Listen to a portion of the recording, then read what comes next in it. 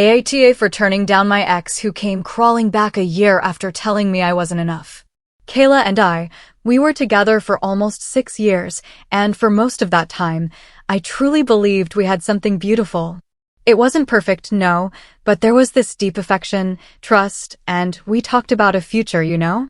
We'd been living together for a couple of years in our little suburban apartment. Money wasn't exactly flowing, but we managed. We made it work. When I first met Kayla, she was the opposite of what you see on social media these days. Simple. Oversized tees, jeans, sneakers. She didn't care about dressing up for a coffee run, and I loved that about her. She was real, relaxed, no masks. Her style never bothered me. It actually made me feel like we were totally on the same wavelength. And me? I was just a regular guy. Average height, normal build, nothing to turn heads. I never hit the gym, never felt super attractive, but I didn't hate myself either. Kayla always told me she loved me just the way I was, that she felt safe with me. And for a long time, that was everything I needed. But then, things started to change. So slowly, almost imperceptibly, that I didn't even notice at first. Kayla began taking more interest in her appearance. New clothes, fitted dresses, heels, makeup for just running errands. She changed her hair, got really focused on her image. And honestly, I didn't see it as a bad thing. I kept telling her she looked gorgeous, that these changes suited her, that I loved seeing her confidence. I figured she was just exploring a new side of herself. Who was I to criticize? But alongside those visible changes, there were other, harder to ignore shifts. Kayla started pulling away from me. It wasn't overnight. It was subtle at first, fewer deep conversations, less interest in my day, fewer questions about me. She spent more time on her phone, more time in front of the mirror, more time comparing herself to others. And then, the remarks began. At first, they sounded like light-hearted jokes. You should hit the gym, Tyler. She'd laugh. Look at your arms. They're like sticks. Or she'd jab at my clothes. You look like an old man. You really should dress better if you're going out with me. I tried to take it in stride, thought it was just her way of talking, not malicious. I'm not easily offended, and I was confident in us. I told myself if something truly bothered her, she'd talk to me directly. But those jokes started to change their tune. One day, we were scrolling through social media, and she pointed to a picture of her friend, Hannah, and her husband. Look at Hannah, she said. Her husband makes great money. He just bought her a brand new SUV. Then, without even glancing at me, she added, there are men out there who know how to take care of a woman, you know? Ouch! Another time, at a get-together with her friends, someone was talking about traveling abroad. Kayla turned to me and blurted out, loud enough for everyone to hear, oh, we can't do that. With what you make, it's impossible. Some people let out awkward laughs, you know, that I don't know where to look kind of laugh. I smiled too, but inside, something just shifted. It wasn't just embarrassment. It felt like I was constantly being weighed, evaluated, compared, and graded. I worked with my brother, running a small mobile auto detailing business. It wasn't glamorous, not at all. But it was honest work. We washed cars, did deep cleaning, polishing, waxing. Hours under the sun, sweating, scrubbing. We weren't getting rich, but we covered the essentials. That money paid the rent, the bills, the majority of our household expenses. Kayla worked part-time, but the heaviest financial burden was on me. And I never, ever held that against her. To me, living together meant supporting each other, no matter what. Over time, her remarks became much more direct, much colder. One day, she looked in the mirror and said, let's be honest. I'm the pretty one in this relationship. I honestly didn't know what to say. I just let out this automatic, reflex laugh. But that phrase, man, it stuck with me. Another night, during dinner, she brought up her friends' husbands again. They can give them the life they deserve, she said. Beautiful houses, trips, true stability. I tried to reason with her. We're doing our best, Kayla. We're not unhappy. We're getting by. She sighed, like I was missing something incredibly obvious. Then she just whispered, so coldly, it's not enough for me. That was it. From that moment on, the arguments became more frequent. I tried to talk, to understand, to ask her what was wrong, what she needed. She'd just deflect or hit me with cutting remarks, telling me I was exaggerating, taking everything too personally. The decisive argument happened on a night that started like any other.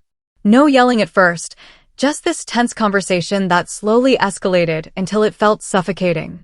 At one point, I just flat out asked her, "Are you no longer happy with me?" She went silent for a few seconds, and then she dropped words I will never forget. "It's just that I'm too much of a woman for you, Tyler," she said. And it's been a long time since I realized I deserve better. I felt like the air was ripped right out of my chest, like my whole world just collapsed. "What do you mean by that?" I managed to choke out. She replied, "I need a different kind of man, someone on my level." We argued. I tried to remind her of everything, how much those comparisons hurt, how I'd always been there, supported her, never tried to belittle her. Her answer? It wasn't enough.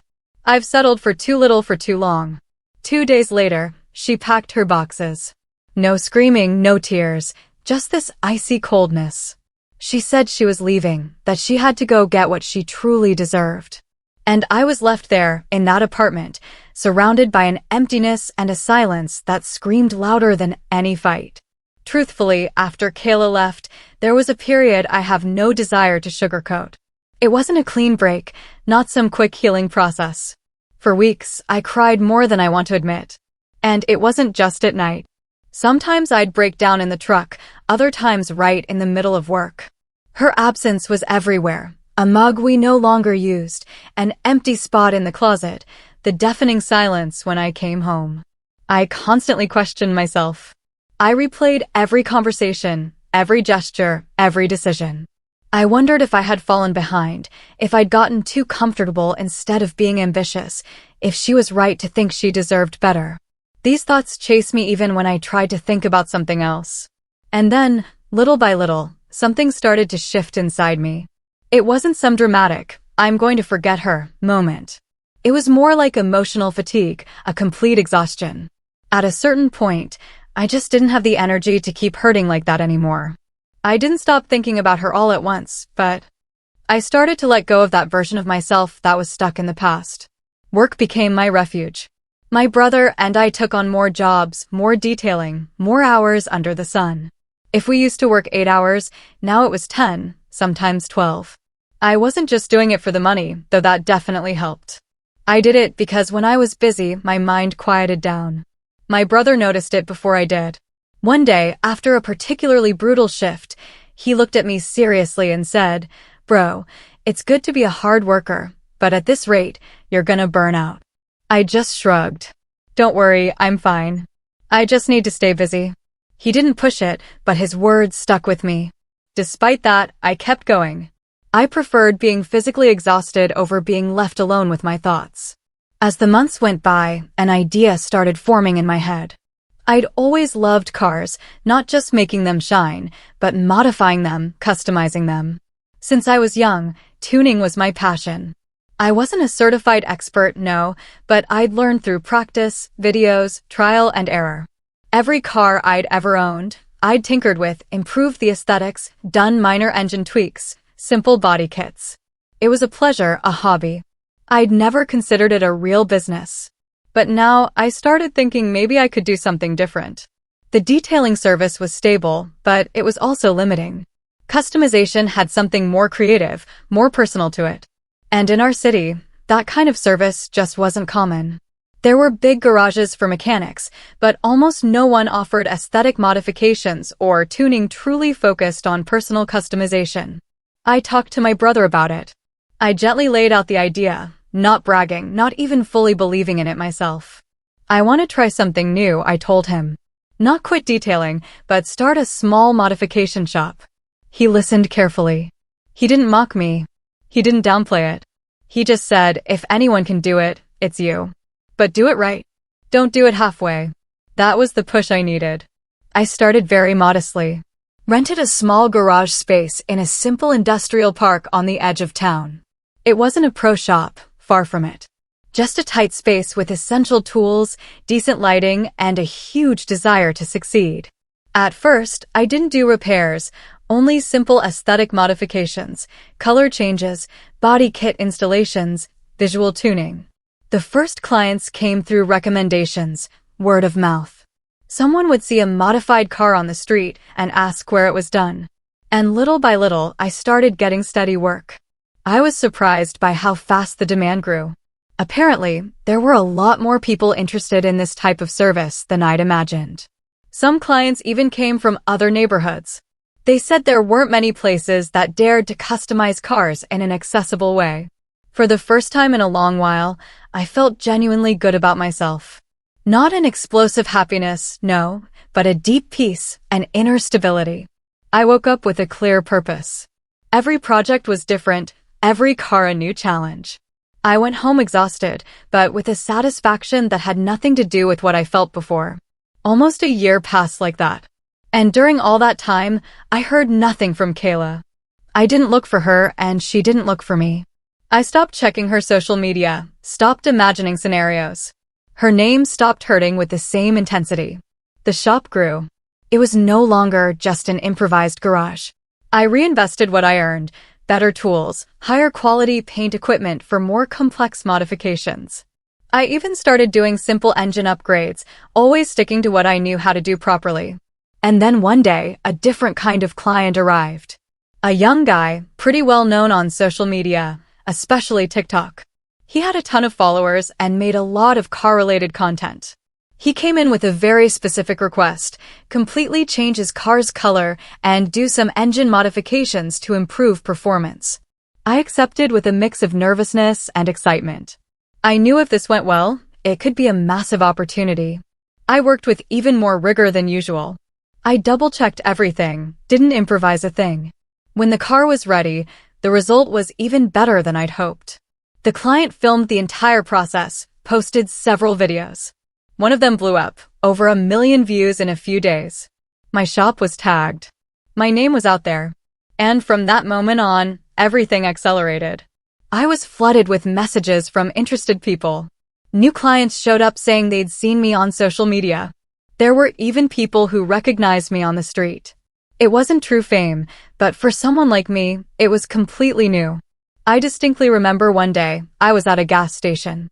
A guy looked at me and asked, "Are you the one from the tuning shop?" Yeah, I nodded, surprised. He replied, "Man, I saw the videos of the car you repainted. Incredible work." That comment, however simple, touched me more than I would have thought.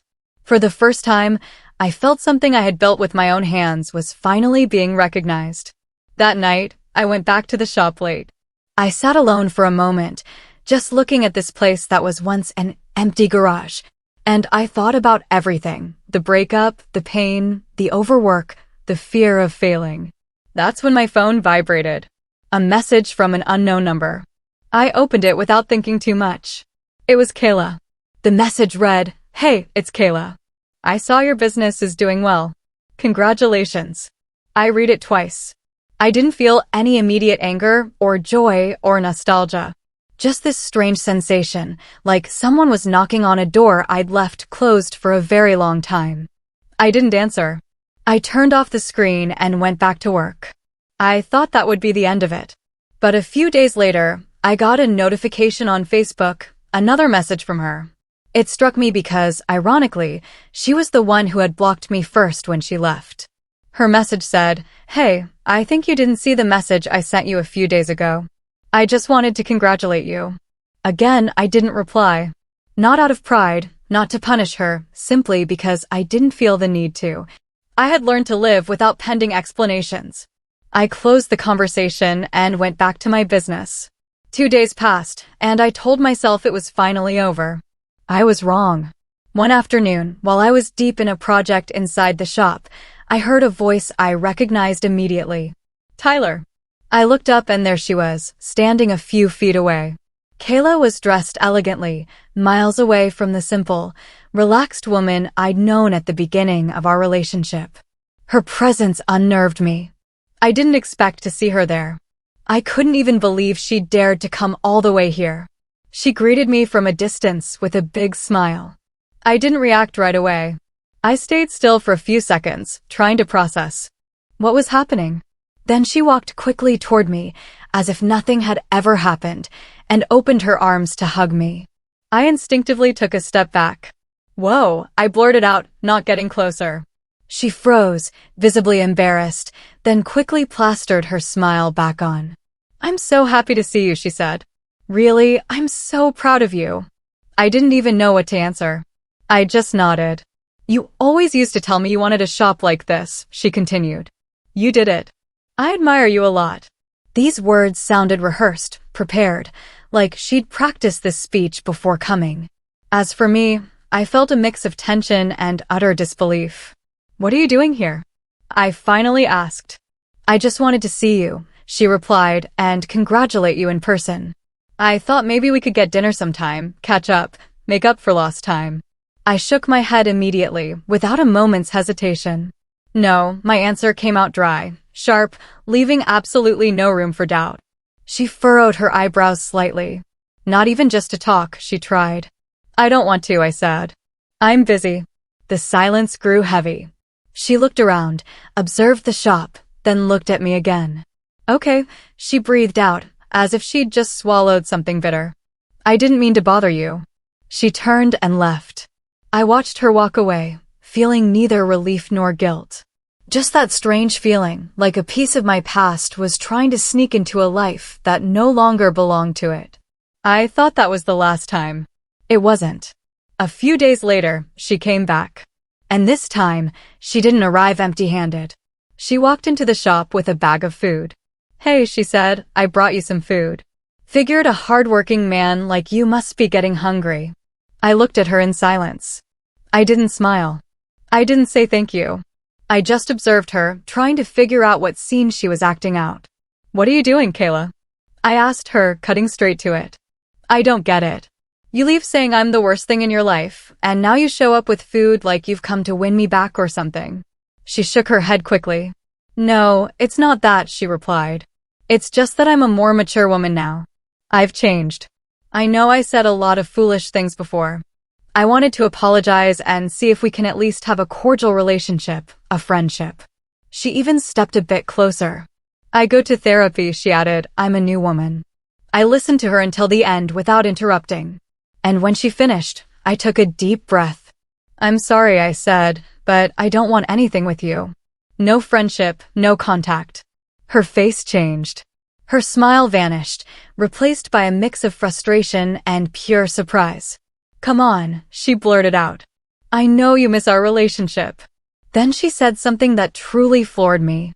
"You're a different man now. The man I knew before was pathetic. You've changed." I felt that word, pathetic, smack me right in the face.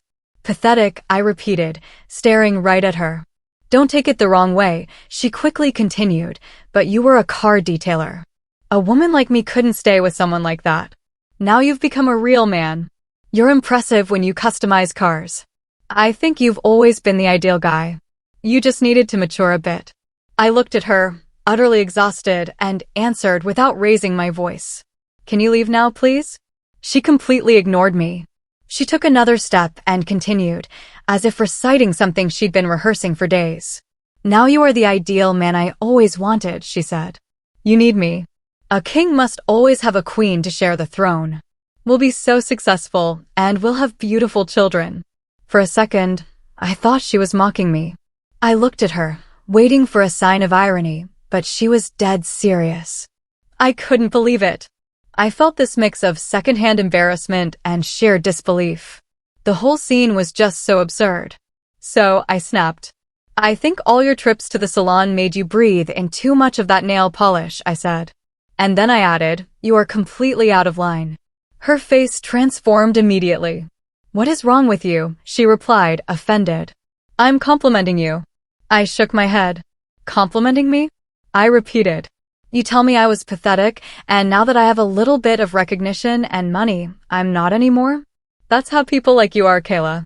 You want a man who's already successful, but you're not capable of supporting him at the beginning. Success is built. It doesn't fall from the sky." She opened her mouth to interrupt, but I didn't let her. "The pathetic one here is you," I continued. "You talk about class, but please, you still rely on your parents for support." Her expression tightened. So what? What does it matter if my parents help with some things? She answered. I didn't even respond directly to that. I kept going. You think you're some exceptional woman, but you're not in any special league. The money isn't yours. It belongs to your parents. And if I'm being honest, you're pretty average. That made her explode. What is your problem? She screamed. I'm not going to let you talk to me like that when for years you used to be so eager for our time together and always wanted to be close. You think I'm average? You weren't saying that when we lived together, and if I wasn't in the mood you would get moody. It was at that moment I realized we weren't alone. Some of the shop employees had heard everything. There were a few nervous chuckles, and then it turned into genuine bursts of laughter. I laughed too, not because it was funny, but because the situation had become so utterly ridiculous, it bordered on the unreal. You're just making a fool of yourself, I told her. Please go away. She looked at me with pure rage, her breathing heavy. I'm leaving, she snapped. But I'm warning you. I'm going to tell my dad to shut down your little shop. He works for the county. I couldn't hold back a laugh. Please, Kayla, I replied. Your dad works in the cafeteria at the county hospital. The employee's laughter doubled. She turned bright red. Out of anger or shame, I don't know. Yes, but it's a public facility, she insisted, and he has connections. You'll see. I didn't add anything else. I just watched her turn around and storm out of the shop, furious, almost trembling. I thought it would end there. The next day, checking the shop's reviews, I saw a new negative rating. It said, the owner is an idiot. Do not go there. I read it once, then I smiled. I didn't reply. I didn't report it. I didn't feel the need to defend myself. That day, while working on a car, I thought back on everything that had just happened. About how some people can look down on you while you're building something, only to try and crawl back as soon as your hard work starts paying off. About how some confuse true worth with status and genuine love with self-interest. And in that moment, I realized something incredibly important. I hadn't lost anything when Kayla left. On the contrary, I had gained something much more valuable. I gained clarity. So, I want to ask you, what would you have done in my shoes? Have you ever had someone treat you like you weren't good enough, only to see them try and re-enter your life when things changed? Tell me your thoughts in the comments below.